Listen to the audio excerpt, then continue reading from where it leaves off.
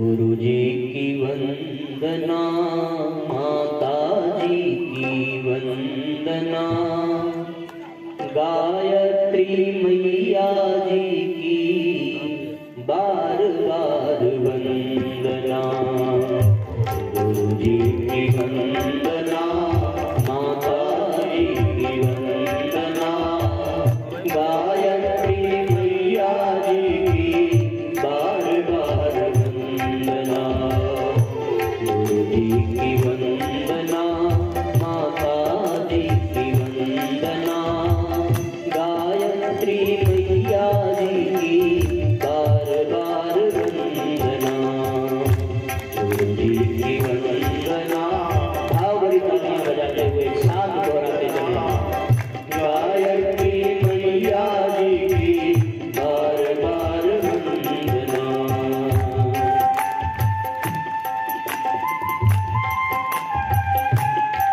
एक साथ तालियां बजाते रहिए।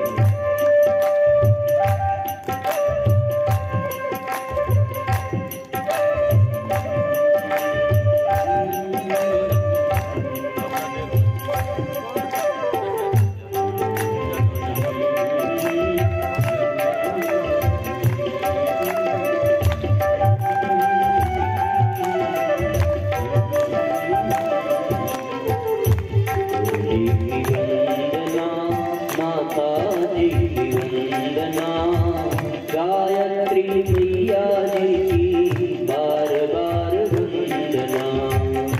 गुरु जी की वंदना, माता जी की वंदना, गायत्री मैया जी की बार बार वंदना। शांति कुंज की वंदना, अपूर्व की वंदना, शांति कुंज की वंदना, अपूर्व की वंदना। जन्मभूमि अवल पेड़ा बार बार वंदना।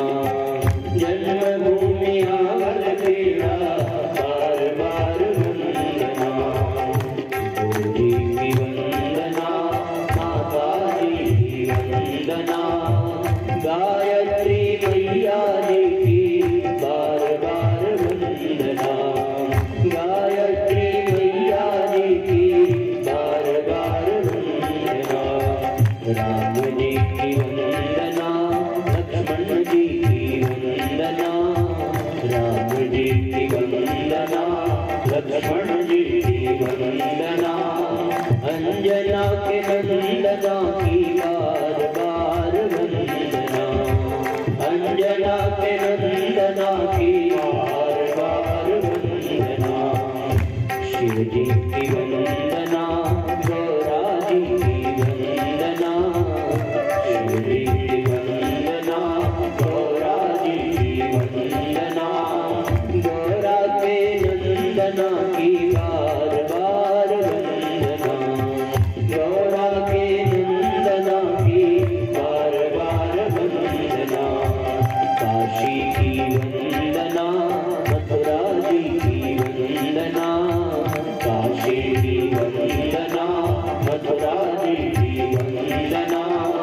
अयोध्या राम जी की बार बार वंदना। अयोध्या राम जी की बार बार वंदना। नंद जी की वंदना, यशोदा जी की वंदना। नंद जी की वंदना, यशोदा जी की वंदना।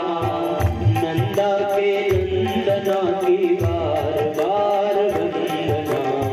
नंदा के नंदना की बार बार वंदना। गुरु जी की वंदना, माता जी की वंदना। गुरु जी की वंदना, माता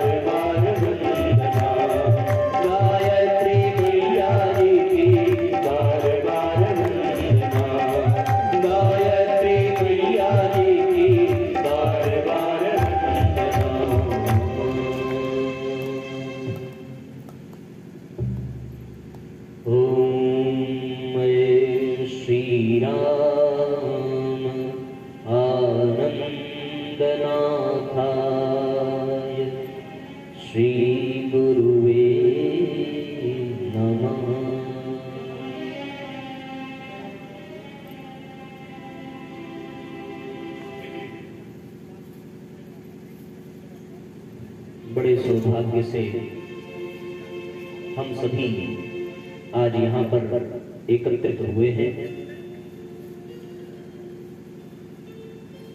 शास्त्रों में, पुराणों में और समस्त ऋषियों महर्षियों ने, समस्त विचारकों ने सत्संग की बड़ी महिमा गाई है। आद्य शंकराचार्य जी ने कह दिया कि दुर्लभम त्रयमेवैतत् देवानुग्रह हेतुकम् मनुष्यत्वं मुमुक्षत्वं महापुरुष संशय। तीन चीजें दुनिया में दुर्लभ हैं। एक मनुष्यत्व दुर्लभ है, दूसरा मोक्ष की इच्छा दुर्लभ है और तीसरा महापुरुषों का सानिध्य दुर्लभ है। मनुष्य जन्म दुर्लभ नहीं है। मनुष्य जन्म 84 लाख योनियों में भटकने के पश्चात परमात्मा की कृपा से और अपने पुरुषार्थ के प्रयास से प्राप्त हो ही जाता है। मनुष्य जन्म पा लेने के पश्चात मनुष्यत्व मिल जाए तो व्यक्ति के जीवन में पूर्णता आ जाती है और उसका जीवन सफल हो जाता है। मनुष्य योनि प्राप्त करने के बावजूद भी लोग पशु स्तर का जीवन व्यतीत करते हैं और अपने जीवन को बेकार कर देते हैं, बर्बाद कर देते हैं। तो इसलिए कह दिया कि मनुष्यत्व दुर्लभ है, मानवता दुर्लभ है। मनुष्य योनि प्राप्त पाने के पश्चात जो मानवीय गरिमा है, जो मानवीय गुण है, जिन्हें प्राप्त कर लेने के लिए स्वयं देवता भी तरसते हैं, ऐसे गुणों को और ऐसे मनुष्यत्व को प्राप्त कर लेना वास्तव में दुर्लभ है। और फिर इससे भी अधिक दुर्लभ है कि मोक्ष की इच्छा। यद्यपि यह जीवन प्राप्त हुआ है इसी उद्देश्य से कि व्यक्ति अपने पूर्णता को प्राप्त कर सके, जहां से वो प्रारंभ किया था वहां तक वो पहुंच सके, और उसी का एक पड़ाव है ये मनुष्य योनि। पड़ाव नहीं बल्कि आप ये कह सकते हैं कि ये अंतिम सोपान है। इसके पश्चात वो हम मिल ही जाना चाहिए था, लेकिन हमारे कुसंस्कार, हमारे प्रारब्ध और हमारी पशुता ने हमें वापस उसी नर्क की ओर ढकेल लेने का अद्भुत प्रयास किया, और जो उसमें फंसा वो फिर फंसा रह गया। वो स्वामी जी ने लिखा था कि स्वामी साधन धाम मोक्ष कर द्वारा। ये मोक्ष का द्वार है मनुष्य जन्म, पर यहाँ तक पहुंच करके भी व्यक्ति वापस लौट जाता है, उस दरवाजे को स्पर्श तक नहीं कर पाता और मोक्ष से कोसों दूर है। तो मुमुक्षा, मोक्ष मिलना आसान है। सत्य के भाव को समझने का प्रयत्न करेंगे कि मोक्ष मिलना आसान है, पर मुमुक्षा अर्थात मोक्ष की इच्छा, ये प्राप्त करना बड़ा मुश्किल है। यदि इच्छा प्राप्त हो जाए तो व्यक्ति के भीतर परमात्मा की समस्त विभूतियां और समस्त शक्तियां विद्यमान है बीज रूप में, उसे तो वो प्राप्त हो ही जाएगा। जिस बात को वो ठान ले उसे प्राप्त करने में उसे पल भर भी देरी नहीं लगती है। यदि मनुष्य ने ठान लिया तो वो परमात्मा को इस दुनिया में आने पर विवश कर देता है। यदि मनुष्य ने ठान लिया तो वो परमात्मा को अपने उंगली पर नचाने के लिए विवश कर देता है। तो फिर व्यक्ति मोक्ष की यदि इच्छा कर ले और उसे न प्राप्त कर सके, ऐसा संभव नहीं है। मुमुक्षा ही प्राप्त करना बड़ा कठिन है, मोक्ष की इच्छा ही प्राप्त करना बड़ा कठिन है। व्यक्ति जानता सब कुछ है फिर भी वो इच्छा नहीं कर पाता। वो यही सोचता रहता है कि अभी तो जीवन के इतने ही पल बीते हैं, पूरा जीवन शेष पड़ा है, कभी किसी और समय में आध्यात्मिक प्रकल्प की ओर बढ़ेंगे और इस क्रम में लगेंगे। ये दोनों प्राप्त हो जाए तो उसके बाद फिर एक तीसरी बात है कि महापुरुषों का सानिध्य नहीं मिलता। ये अत्यंत दुर्लभ है। और यदि वास्तव में महापुरुषों का सानिध्य प्राप्त हो जाए तो फिर व्यक्ति के भीतर मुमुक्षा भी आ जाती है, महापुरुषों के सानिध्य से मनुष्यत्व भी आ जाता है। इसमें कोई संशय नहीं रह जाता। जीवन में ये अत्यंत आवश्यक है कि हमें ये तीनों चीजें प्राप्त हो जाए। और महापुरुषों का सानिध्य जब मिल जाता है तो व्यक्ति के भीतर अपने आप मानवीय गुण बढ़ने लगते हैं। उसके भीतर आध्यात्म की ओर चलने की प्रेरणा स्वतः अपने अंतःकरण में उभरने लगती है और वो व्यक्ति देखते देखते धीरे धीरे मानव से माधव बन जाता है, नर से नारायण बन जाता है, पशु से परमात्मा बन जाता है। ये क्रम अपने आप अनवरत चलता रहता है। सौभाग्य का विषय है कि आज हम सब लोग यहाँ पर प्रज्ञा पुराण के सानिध्य में और परम पूज्य गुरुदेव के संरक्षण में उपस्थित हैं। तो इस बात का प्रमाण है कि हमें किसी महापुरुष का सानिध्य भी प्राप्त हो रहा है, और वो महापुरुष कोई और नहीं, स्वयं साक्षात इस युग के अवतार, स्वयं साक्षात युग ऋषि, स्वयं भगवान महाकाल परम पूज्य गुरुदेव का सतत सानिध्य हम सबको प्राप्त हो रहा है।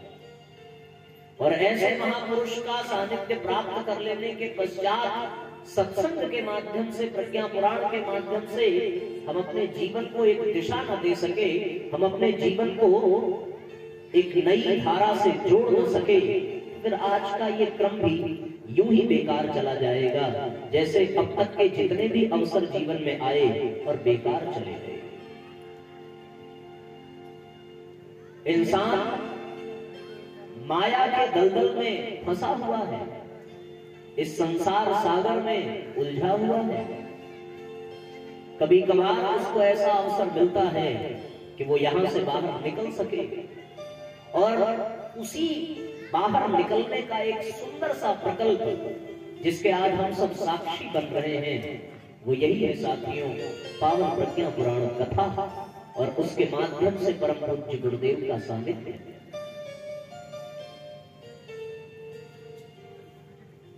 न जाने कितने अवसर मिले होंगे, उसी क्रम में आज एक अवसर और मिल रहा है हम सबको कि इस बार हम चूक न जाएं, इस बार तो परिवर्तन का असर दिखाई देना चाहिए, इस बार तो शुरुआत होनी चाहिए। अब तक न जाने कितने अवसर आए होंगे अपने जीवन में बदलाव करने के, अब तक न जाने कितने अवसर आए होंगे श्रेष्ठता के संवर्धन के, अपने कसाय कलमशों को मिटाने के। उसी क्रम में एक और अवसर आप सबके सानिध्य में आप सबको प्राप्त हो रहा है गुरुदेव के सानिध्य में। इस बार कुछ असरदार होना चाहिए।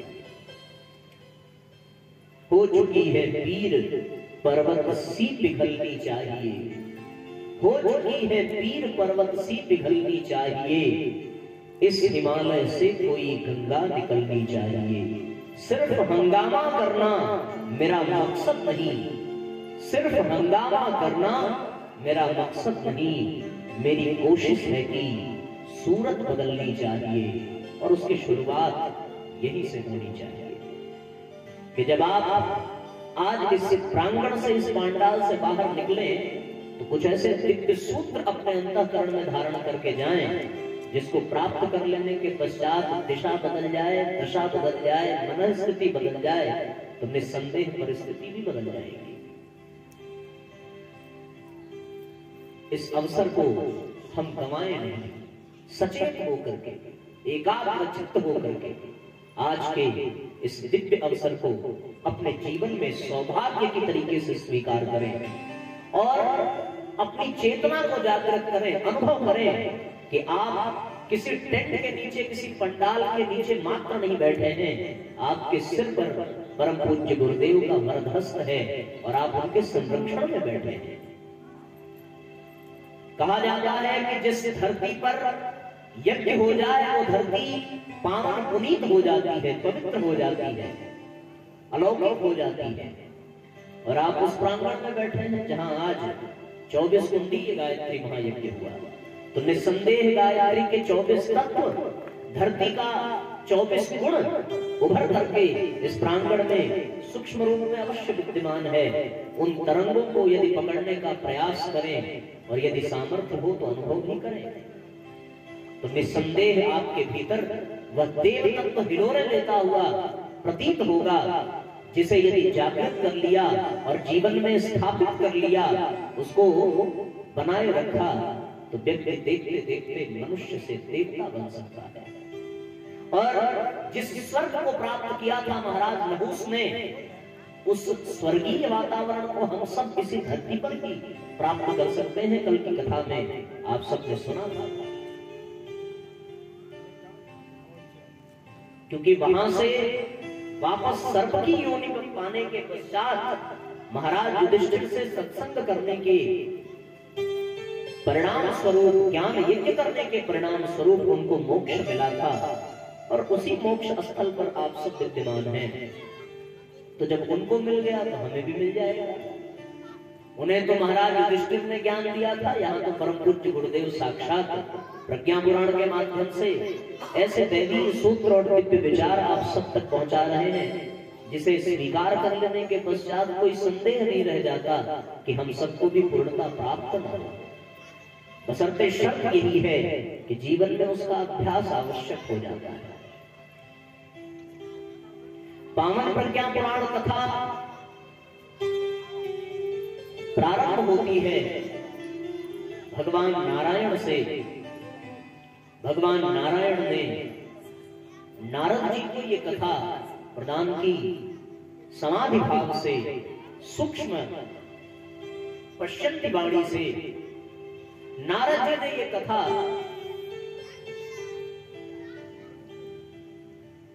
परशुराम जी को प्रदान की। परशुराम जी ने यह दिव्य कथा दादा गुरुदेव तक पहुंचाई। दादा गुरुदेव ने इस कथा को परम पूज्य गुरुदेव को प्रदान किया और परम पूज्य गुरुदेव ने इस कथा को लिपिबद्ध करके प्रज्ञा पुराण के रूप में हम सबके सामने समर्पित कर दिया। और आज वही कथा जो भगवान नारायण से प्रारंभ हुई है, आज हम सबके बीच में प्रवाहित हो रही है।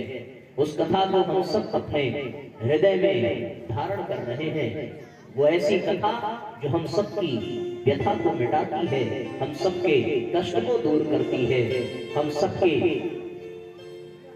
जीवन को एक नई दिशा देती है, जीवन जीने की कला सिखाती है। ऐसे कथा को हम सब आज श्रवण पान कर रहे हैं। वास्तव में साथियों, व्यक्ति परिस्थिति से प्रभावित नहीं होता। परिस्थिति की बजाय वह प्रभावित होता है अपनी मन स्थिति से, क्योंकि उसकी परिस्थिति भी उसके मन स्थिति के परिणाम स्वरूप बनती है। जिसकी जैसी मन स्थिति होती है, मनुष्य अपने भाग्य का निर्माता स्वयं है, नियंत्रण करता भी है। परम पूज्य गुरुदेव ने ऐसा कहा, न केवल निर्माता है बल्कि वह नियंत्रण करता भी है। तो जैसी परिस्थितियां हैं जिन्हें हम जी रहे हैं, उन परिस्थितियों से मनुष्य प्रभावित नहीं होता। प्रभावित होता है मनुष्य मन स्थिति से। और इस बात के एक नहीं अनेकों प्रमाण हैं। आप इतिहास उठा करके देख लें तो वहां भी मिल जाएंगे, और वर्तमान में भी यदि झांक करके देखें तो वर्तमान में भी इसके प्रत्यक्ष प्रमाण मिलेंगे कि व्यक्ति परिस्थितियों से नहीं, अपनी मन स्थिति से प्रभावित होता है। ये परिस्थितियों से यदि प्रभावित हुआ होता तो अयोध्या जैसे साम्राज्य में, जहां केवल और केवल दैवीय तत्व विद्यमान है, जहां स्वयं नारायण अवतार लेकर के आते हैं, जहां दशरथ और कौशल्या जैसे तपस्वी हैं, ऐसे में भी मंथरा और कैकेयी जैसी दुर्बुद्धि पनप जाती है। तो परिस्थिति नहीं, व्यक्ति मन स्थिति के कारण अपने आप को बनाता है, बिगाड़ता है। और लंका निश्चर निकर निवासा, यहाँ कहाँ सज्जन पुरवासा, उस राक्षसों के दल में भी विभीषण जैसा राम भक्त जीवित रहता है। और फिर ऐसे ही जैसे दांतों के बीच में जिह्वा रहती है, ये स्वामी तुलसीदास जी ने दर्शाया कि उस विकट परिस्थिति में भी विभीषण जैसी मन स्थिति वाला व्यक्ति अपने जीवन को व्यतीत कर रहा है और वो भगवान का सानिध्य प्राप्त कर रहा है। और अयोध्या जैसे साम्राज्य में भी ऐसी दैवीय परिस्थिति में भी दुर्बुद्धि ग्रसित मन स्थिति वाले लोग भी हैं। तो ये यही प्रमाणित करता है कि भैया व्यक्ति परिस्थिति से नहीं, मन स्थिति से आगे बढ़ता है और बनता है। आज की जो व्यथा है, ये व्यथा भी इंसान की उसकी परिस्थिति के कारण नहीं है, उसकी मन स्थिति के कारण है। और प्रज्ञा पुराण कथा एक ऐसी कथा है जो व्यक्ति की परिस्थिति को नहीं, व्यक्ति की मन स्थिति को बदल देती है। और जैसे व्यक्ति की मन स्थिति बदलती है, उसकी परिस्थिति अपने आप बदल जाती है।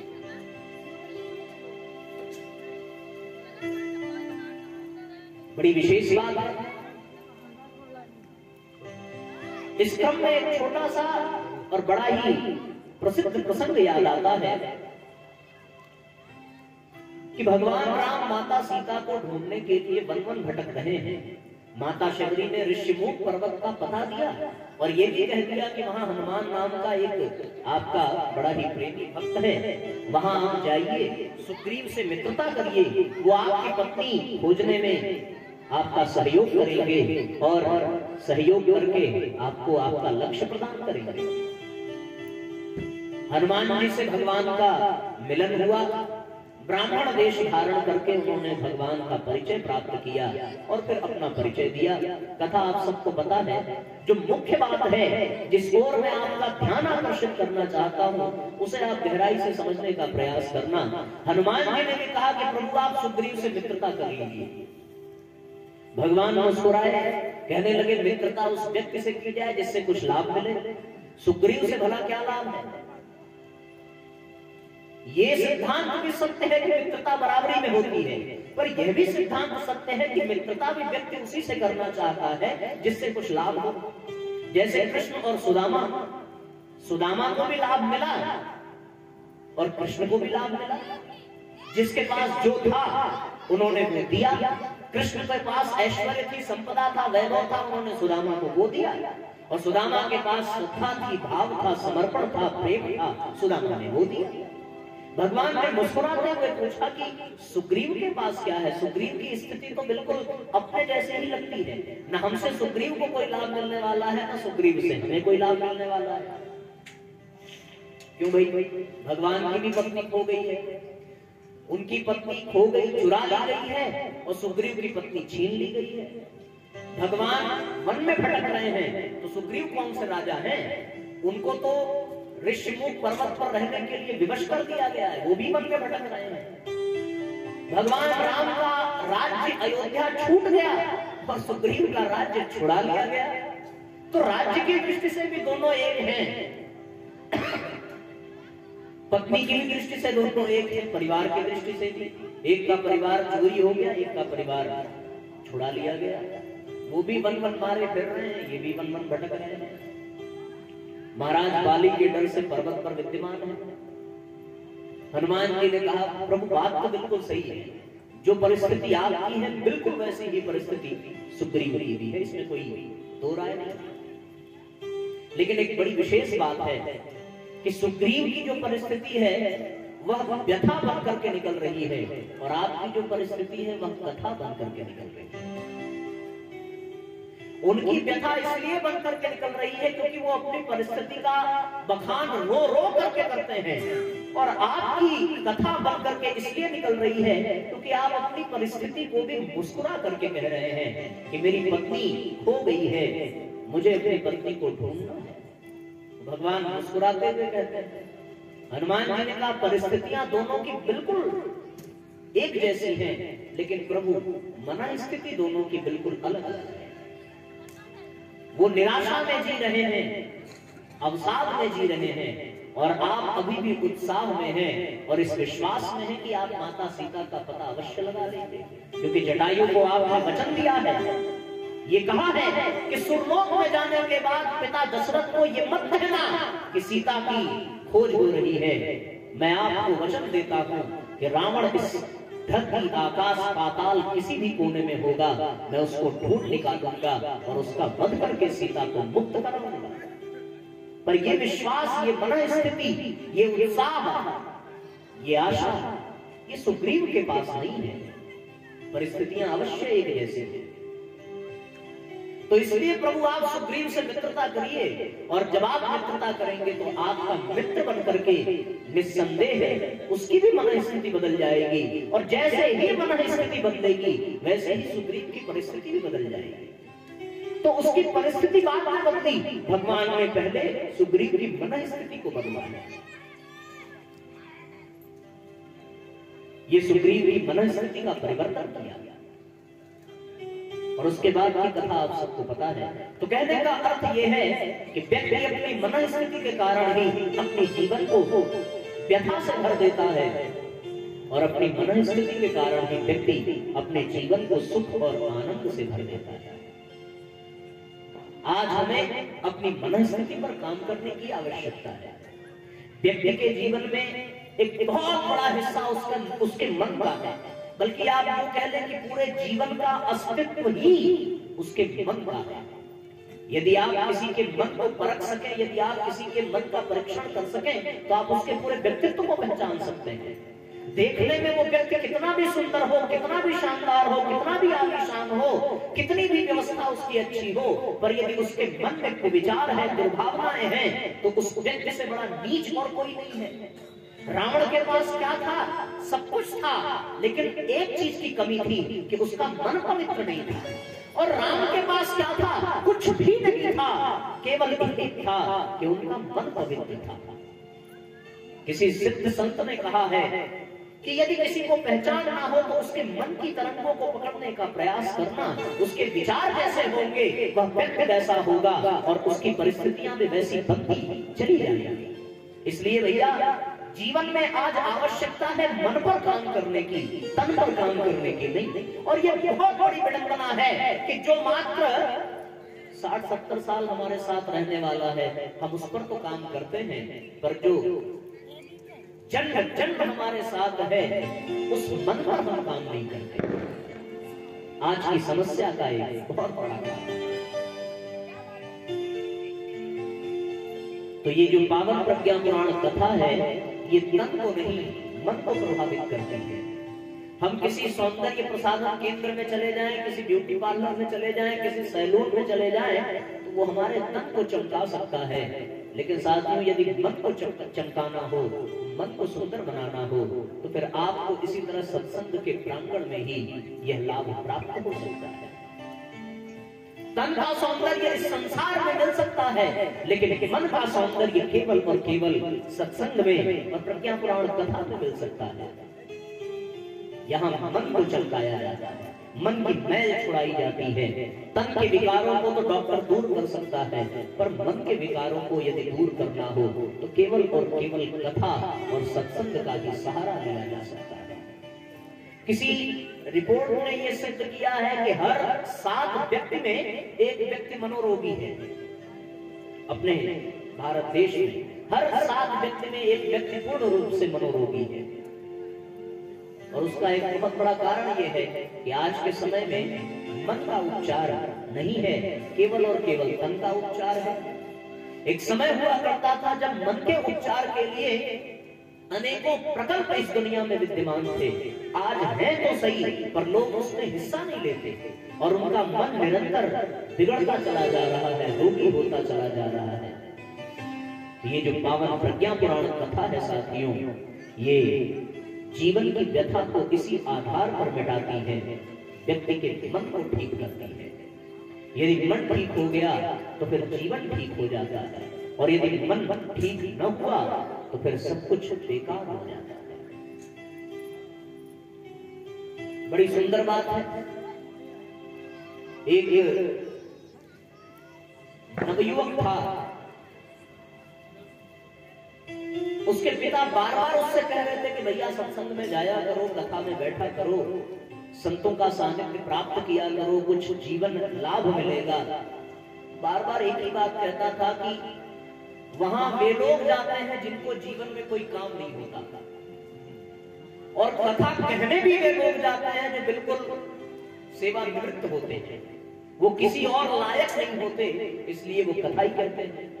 भाई ये काम तो सबसे ज्यादा आसान है, ये आप भी कर सकते हो। मैं सत्य कहता हूँ, मेरा अपना अनुभव है कि आपको यहाँ व्यासपीठ पर बिठा दिया जाए और एक सुंदर माइक दे दिया जाए और सामने सच में आपको अप्रिशिएट करने वाले लोग हों, आप भी बहुत अच्छा बोल जाओगे, इसमें कोई संशय नहीं है। आप बोलते भी होंगे, आपका अभ्यास होगा, ठीक है, मंच से नहीं बोलते पर अपने परिवार में बोलते होंगे, अपने से छोटों के सामने अपनी बात कहते होंगे, तो वो भी तो एक प्रकार का प्रवचन ही है। ये काम दुनिया में सबसे आसान है, इस बात की तो गारंटी मैं लेता हूं।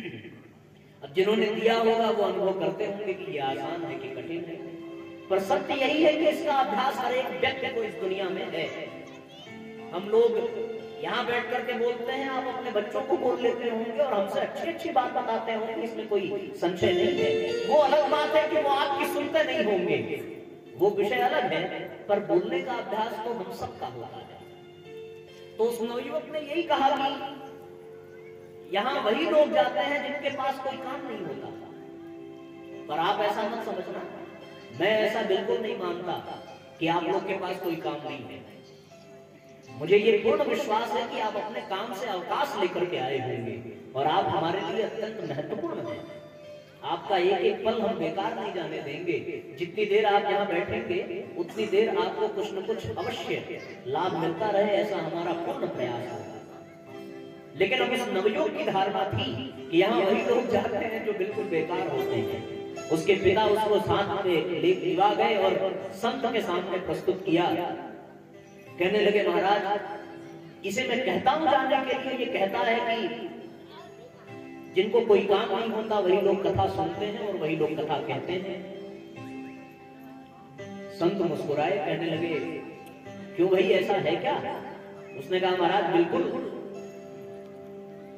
3 घंटे बेकार में आप बैठते हो, जो बातें आप बताते हो वो हमें पता ही रहती हैं। अच्छा, हमने इतनी देर जो बताई उसमें ऐसा क्या था जो आपको नहीं पता था? सुग्रीव और राम का उदाहरण भी है, उसको भी आप जानते हैं। ये तन और मन की बात की, उसकी भी जानकारी आपको है। प्रारंभ में कुछ बातें की होंगी, वो भी आपको पता ही होगा, कुछ नई बात नहीं बताई। बस एक ही बात है कि जब वो सारी चीज हम जानते हैं तो फिर 3 घंटा यहाँ बैठ के करते क्या है? उसी 3 घंटे के लिए लाखों रुपए खर्च करना पड़ता है। अब यहाँ के जो आयोजक समिति के होंगे उनसे पूछना कि ये सब करने में कितना खर्च हुआ होगा, कितनी भागदौड़ हुई होगी, कितना परिश्रम और कितना पुरुषार्थ लगा होगा, इसकी आवश्यकता क्या है? वो मुस्कुराए, बोले, अच्छा ये न किया जाए तो फिर क्या किया जाए? बोले, जो 3 घंटे आप बर्बाद करते हैं, हमारा देश पीछे जा रहा है, आप मेहनत करिए, पुरुषार्थ करिए, देश को आगे ले जाइए, अपने आप को आगे बढ़ाइए, कुछ काम करिए। यहाँ बैठे रहने से क्या मिलने वाला है? संत ने कहा कि तुम हमेशा काम करते हो? उन्होंने कहा, बिल्कुल काम करते हैं, हम बहुत पुरुषार्थी आदमी हैं, बहुत मेहनत करते हैं, हम अपने राष्ट्र की उन्नति चाहते हैं और इसलिए दिन रात पुरुषार्थ करके अपने परिवार और समाज को ऊपर उठाना चाहते हैं। संत ने कहा, तुम्हारी सोच तो बहुत अच्छी है भैया, पर तुम सच में हमेशा काम करते हो? उन्होंने कहा, बिल्कुल हमेशा करते हैं। महाराज ने कहा, फिर से सोच लो, तुम हमेशा काम करते हो? बोले, हाँ सर, हमेशा एकदम काम करते हैं। बोले, रात में क्या करते थे? रात में सोते हैं कितनी देर? बोले, 7 घंटे। महाराज ने कहा कि हमारा 3 घंटा तुम्हें इतना खलता है, तुम 7 घंटे बर्बाद कर रहे हो। तुम्हें तो पुरुषार्थ करना चाहिए, काम करना चाहिए। उस नवयुवक ने कहा, यदि 7 घंटे सोएंगे नहीं, विश्राम लेंगे नहीं, तो फिर अगले दिन काम नहीं कर पाएंगे। संत ने कहा, अगले दिन काम करने के लिए 7 घंटे का विश्राम आवश्यक है। उसी तरह पूरे जीवन को सुंदर बनाने के लिए मन को भी विश्राम देना पड़ता है और मन को भी नई ऊर्जा देनी पड़ती है। तुम ऊर्जा सो करके अपने तन को देते हो और हम ऊर्जा सत्संग में मन को देते हैं। उस मन की ऊर्जा से व्यक्ति अपने जीवन को धन्य बना लेता है। इसलिए सत्संग में आना चाहिए। यहाँ पर आकर के व्यक्ति समय नहीं गंवाता, और यदि समय गंवा रहा होता तो सत्संग की इतनी महिमा न होती। तो सत्संग के माध्यम से व्यक्ति के मन को परिष्कृत किया जाता है। यहाँ तन को परिष्कृत नहीं किया जाता, बल्कि तन को तपाया जाता है। आप यदि अपने घर की सुख सुविधाओं और यहाँ की सुविधाओं में कल्पना करके देखिए तो जमीन आसमान का नहीं, आकाश और पाताल का अंतर मिलेगा। वहां आपको बैठने के लिए सोफा होगा, बेड होगा, यहाँ आपको जमीन पर बिठा दिया गया। वहां आपको बीच बीच में चाय पानी मिलेगा, यहाँ कोई पूछने वाला नहीं है। यदि किसी ने हाल चाल भी पूछ लिया तो मैं व्यास मन से मना कर दूंगा कि भैया बात ना करो। तो ऐसी परिस्थिति में और उसके बावजूद भी बिना किसी बंधन के आप यहाँ पर विद्यमान हैं। यद्यपि चारों तरफ से खुला हुआ है, आप उठ करके चले जाओ तो हम कुछ कर भी नहीं सकते आपका, आप तो जा भी सकते हो। हम तो ऐसे फंसे हैं कि जब तक पूरा नहीं हुआ तब तक उठ भी नहीं सकते। तो ऐसी स्थिति में आपके तन को यहाँ कष्ट ही है, लेकिन फिर भी आप विद्यमान हैं, तो इस बात का एक प्रमाण है कि फिर यहाँ पर मन को परिष्कृत किया जा रहा है और मन को सुंदर बनाया जा रहा है। और जिसका मन सुंदर बन गया उसकी मन स्थिति सुंदर बन जाती है। जिसकी मन स्थिति सुंदर बन जाती है साथियों, उसकी परिस्थिति सुंदर बन जाती है। और परिस्थिति सुंदर बन जाए तो फिर क्या चाहिए? उसी के लिए तो व्यक्ति पुरुषार्थ कर रहा है। परिस्थितियां सुंदर हो इसीलिए वो व्यापार करता है, परिस्थितियां सुंदर हो इसीलिए वो परिवार बढ़ा रहा है, परिस्थितियां सुंदर हो इसीलिए वो समाज और रिश्तेदारी निभाता है। भैया वो परिस्थिति वास्तव में सुंदर ऐसे नहीं होती जैसे हम लोग कहते हैं। वास्तव में वो परिस्थिति सुंदर होती है कैसे? अपनी मन स्थिति के सुंदर हो जाने से। सारे रिश्तेदार, सारे नातेदार, सारा संसार, सारा व्यवहार, सारा व्यापार, सब कुछ इस परिस्थिति को सुधारने, सुंदर बनाने के लिए होता है। पर वास्तव में ये परिस्थिति मन स्थिति के बदलने से बदलती है। गुरु जी की पुस्तक है मन स्थिति बदले तो परिस्थिति बदले। संभव हो मिले तो उसको पढ़ना। उसमें इस बात को ही प्रमाणित किया है कि मन स्थिति बदल जाए तो फिर बात बन जाती है। अच्छा, मन स्थिति का एक बड़ा सुंदर उदाहरण देखने को मिलता है हमारे इतिहास में और शास्त्रों में। दो ऐसे पुरुष हुए हैं जो बिल्कुल एक ही परिस्थिति के हैं पर उनकी मन स्थिति बिल्कुल अलग अलग है। एक राम और भरत हैं और दूसरी ओर युधिष्ठिर और दुर्योधन हैं। दोनों भाई हैं, दोनों चचेरे भाई हैं। सगा वो भी नहीं है, सगे ये भी नहीं है। दोनों के बीच में उनके यहां हस्तिनापुर है और इनके यहां अयोध्या है। मन स्थिति का खेल देखो। जहां मन स्थिति परिष्कृत है वहां कोई राज्य लेना नहीं चाहता, और जहां मन स्थिति निकृष्ट है वहां कोई राज्य छोड़ना नहीं चाहता। अयोध्या गेंद की तरह से बीच में है। एक तरफ राम है, एक तरफ भरत है, पर लेना कोई नहीं चाहता। सबको अयोध्या से अधिक भाई का विश्वास और भाई का प्रेम स्वीकार है। ये कैसी सुंदर मन स्थिति। और एक तरफ हस्तिनापुर है जिसकी राजगद्दी पाने के लिए दुर्योधन क्या कहता है, सुई के नोक के बराबर भी नहीं दे सकते। 5 गांव तो बड़ी दूर की बात है। मन स्थिति है ऐसी ही मन स्थिति, और उस मन स्थिति में एक नरक तुल्य जीवन जीता है, अपने जीवन को कलंकित करता है, और उसी परिस्थिति में एक स्वर्ग तुल्य जीवन जीता है और अपने जीवन को ऐतिहासिक बना देता है। तो ये जो मन स्थिति है इस पर प्रज्ञा पुराण कथा काम करती है और व्यक्ति के चिंतन को बदल देती है, व्यक्ति की दिशाधारा को बदल देती है, व्यक्ति के कुसंस्कारों को जड़ से उखाड़ करके फेंक देती है और व्यक्ति के भीतर सुसंस्कारों की धारा प्रवाहित करती है। ऐसी दिव्य कथा जिसके सानिध्य में हम सब बैठे हैं, आइए उस कथा को हृदय से सुने और उसके भाव को अनुभव करते चलेंगे। दोनों हाथों पर उठा करके जय घोष करें। बोलिए परम प्रज्ञा पुराण की जय। एक साथ तालियां बजाते हुए गीत गुनगुनाते चलेंगे भैया। प्रज्ञा पुराण सुनिए दुख नाशिनी कथा है। ध्यान देना, परिस्थिति नहीं बदलती, मन स्थिति बदलती है, और वो बदल गई तो फिर राम की तरह जंगल में भी आनंद है, और यदि ना बदली तो फिर राज्य मिल जाए तो भी कैकेयी की तरह हर पल हर क्षण वो अयोध्या काटने को दौड़ती है जिसे उसने पाने की कोशिश की थी। प्रज्ञा पुराण सुनिए दुख नाशिनी कथा है। प्रज्ञा पुराण सुनिए दुख नाशिनी कथा है। दुख द्वंद दूर होते, दुख द्वंद दूर होते मिटती सकल व्यथा है। प्रज्ञा पुराण सुनिए दुख नाशिनी कथा है। प्रज्ञा पुराण सुनिए दुख नाशिनी कथा है। एक साथ तालियां बजाते हुए एक साथ गुनगुनाते चलिए।